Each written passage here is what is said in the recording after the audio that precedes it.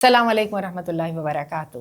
میں ہوں ڈاکٹر آسیہ مدنی اور آج ہم اسٹوڈیو میں موجود ہیں اپنے ایک انتہائی معزز مہمان کے ساتھ. اس سے پہلے کہ میں معزز مہمان کا تعارف کرواؤں تو تھوڑی سی بات کر لیں ہمارے کوسچن آنسر سیشنز کی.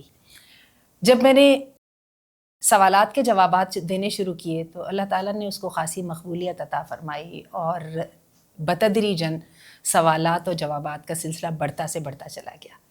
اب کچھ عرصے سے مجھے یہ محسوس ہو رہا ہے کہ مجھے اکیلے سوالات کے جوابات دینا ممکن نہیں رہا، اس کے ساتھ مجھے اور لوگوں کو اپنی ٹیم میں لینا پڑے گا. اسی سلسلے میں آج میں نے ریکویسٹ کی ہے اپنی بہت ہی معزز مہمان، I am a proud sister, یہ میری چھوٹی بہن ہیں خدیجہ مدنی، اور ان سے میں نے ریکویسٹ کی ہے کہ کچھ سوالات کے جوابات آپ بھی ہمیں دیجیے. ماشاءاللہ ایکسپوجر ہے زندگی کی حقیقتوں کی طرف، آبجیکٹو طریقے سے نظر کرنے کی عادت ہے، لوگوں کے رویوں کو جانچنے کی عادت ہے. تو میں خدیجہ سے ریکویسٹ کروں گی کہ آپ خود بھی اپنا تعارف کروائیں. السلام علیکم. میں حافظہ خدیجہ مدنی ہوں اور جیسا کہ آپ کو آسیہ آپا نے بتایا ہے میں ان کی چھوٹی بہن ہوں اور بائی پروفیشن میں ایک اسکول چلا رہی ہوں، اور اس کے علاوہ ماشاءاللہ میرے 4 بچے ہیں اور الحمدللہ ایک ہاؤس وائف بھی ساتھ ہی ہوں. اور مزید تعارف میں کیا آپا کرواؤں آپ کو؟ ایک چیلنجنگ ٹاسک بیوی ہونے کی وہ بھی نبھا رہی ہیں. ظاہری بات ہے، وہ تو ہر عورت کو نبھانا پڑتا ہے اپنے اپنے مقام پر. خدیجہ وہی جو باتیں ہم عموماً کیا کرتے ہیں، عموماً مجھے چونکہ ہمارے پاس زیادہ تر کوسچنس کی جو نوعیت ہے وہ کوئی فتویٰ والی تو ہوتی نہیں ہے، اور ویسے فتویٰ کے کوسچن سے ہم خود بھی اجتناب کرتے ہیں. ایسا ہی ہے. اس کے بجائے اللہ کے احکامات کو سمجھنا، زندگی کی حقائق کو سمجھنا، اور اس کے لیے میں عموماً آپ سے ڈسکس بھی کرتے رہتی ہوں. تو آج میں نے سوچا کہ یہ والی ڈسکشن جو ہے وہ کیمرہ کے سامنے ہو جائے. تو لائیے میں سب سے پہلے سوال کا آغاز کرتی ہوں. بڑا انٹرسٹنگ کوسچن ہے جو ہمیں سب سے پہلے آیا ہے.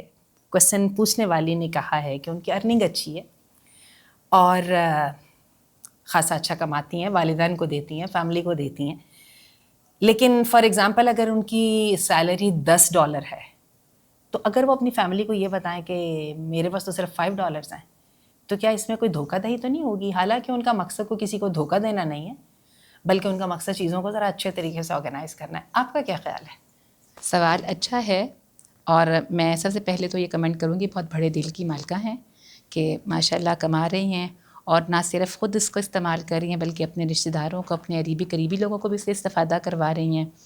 اور ساتھ باقی جہاں تک اس کا شرعی پوائنٹ آف ویو سے، معاشرتی پوائنٹ آف ویو سے بات کریں تو اس میں اعتراض کوئی نہیں ہے. اگر وہ جیسا کہ ان کے کویسچن سے اندازہ ہو رہا ہے، میں نے بھی کچھ اس کو ریڈ کیا تھا، اس میں انہوں نے یہی بتایا تھا، یہی ذکر کیا تھا کہ $5 ان کے گھر والوں کے لیے کافی ہیں.